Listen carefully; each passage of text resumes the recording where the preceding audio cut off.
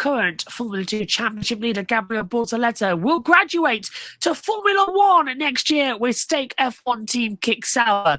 Bortoleto will become teammates with Nico Hülkenberg in the final year before the organisation's transition into the Audi Formula 1 team. Now, in 2023, he won the Formula 3 Championship before stepping up to F2 this year, and now he has a chance to win that title too. To make his move to Sauber, McLaren ended up releasing him from their driver development program. Bortoleto said the Audi F1 project is one of the most exciting ones in motorsport, and he's grateful to work alongside an experienced driver like Hülkenberg.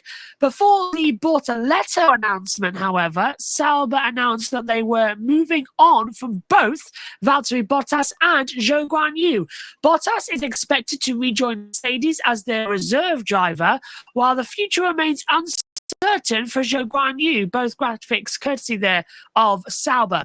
Zhou Guanyu has released a statement saying, "I will be leaving the Stake F1 team Sauber at the end of the 2024 season. I would like to thank all the fans for their continued support. You have been fantastic and you continue to inspire me. I'm immensely proud to represent my country as the first ever Chinese Formula 1 driver. I hope that my racing continues to inspire others who are following my story. I'm happy to have already achieved many things under difficult conditions in Formula 1, including scoring points in my first race, fastest lap, and some memorable battles throughout the grid.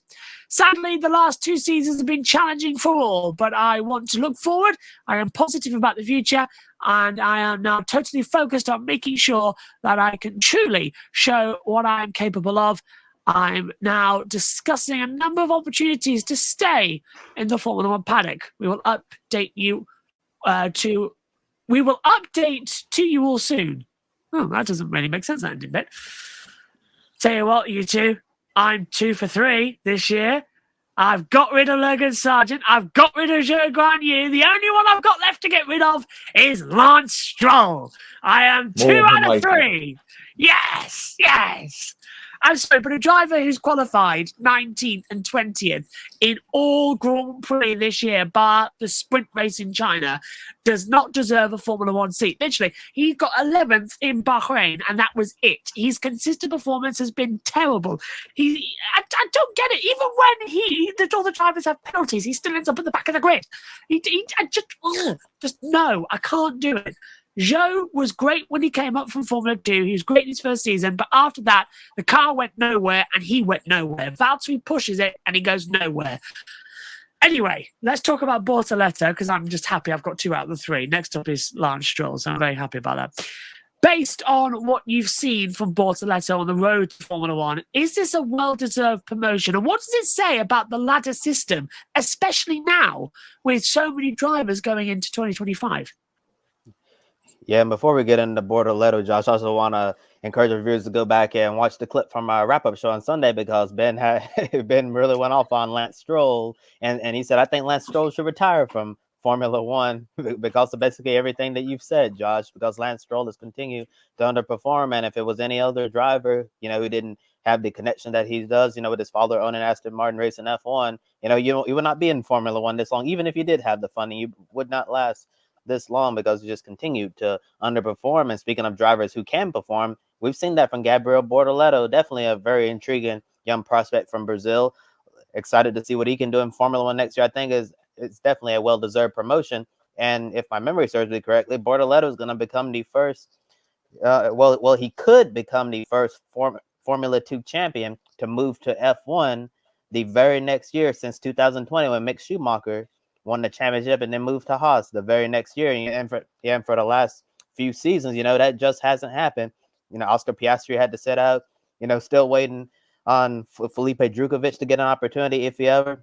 Look at Théo Pourchaire. What are we going to see from him? It seems like he's going endurance racing now. So we've really criticized the road to F1 ladder system because it seems like the best drivers from Formula 2 are not necessarily going to Formula 1. And that's been extremely disappointing. But since Bortoleto, it looked like he could have a really good chance of winning this F2 championship. It's not over until it's over because we have Isaac Hadjar still in the fight, and I think Bortoleto is going to be a solid driver. It depends on what they do at the Sauber F1 team, and I'm not sure what he's saying when he's saying that this is one of the most exciting, projects in motorsports right now. Because if you've been watching our Grid Tonight shows, then you know that there's been a lot of turmoil going on in Audi, and it seemed like a lot of people, have been very frustrated with how this is going. But they've made some key changes since then, and maybe the mood has improved, and maybe Audi will get everything going well. But to bring it all back, then Bortoleto definitely deserves his promotion based on what we've seen from him.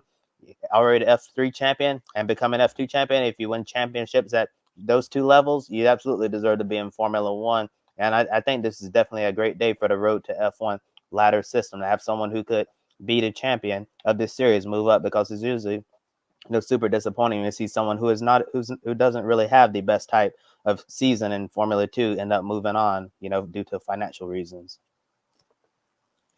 Good for the Brazilian fans back home in Brazil, because they always come out in their droves every year. And of course, we'll talk about it later on in the show, but they absolutely did come out at the weekend in all weathers to support the Grand Prix. And it'd be great to have them have a Brazilian on the grid, first time since 2017 when Felipe Massa left Williams. So that's cool.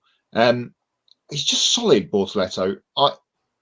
All through last season in F3, yeah, he won the championship, but he was always third, fourth, fifth, second, sometimes got the odd win.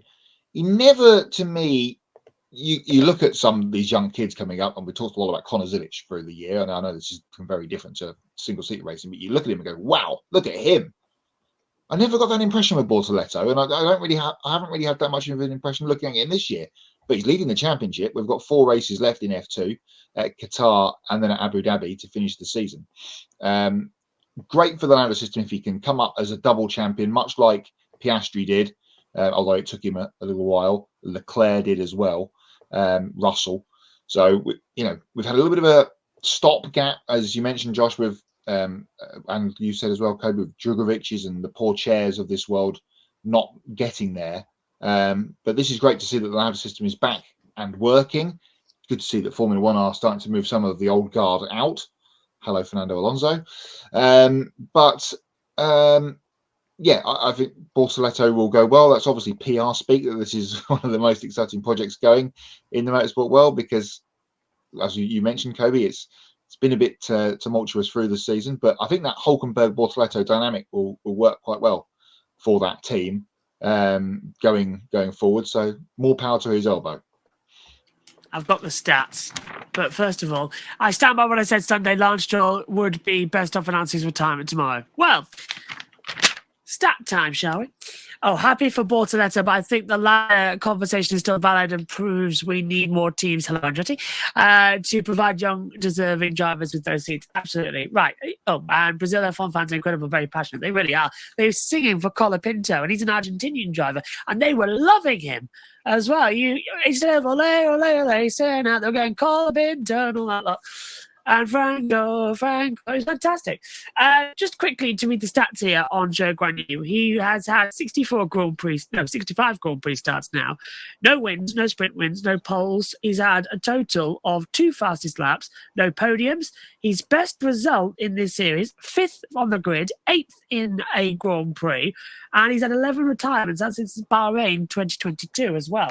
So I don't understand how. And compare that to Valtteri, especially in the last couple of seasons, it just makes no sense. Valtteri has scored more points. This season, however, they are the worst team on the grid. 0 points for Sauber at all, and still waiting to get one. And if they don't, they lose a lot of money. I know they've got Audi coming in, but still, it's going to be a lot.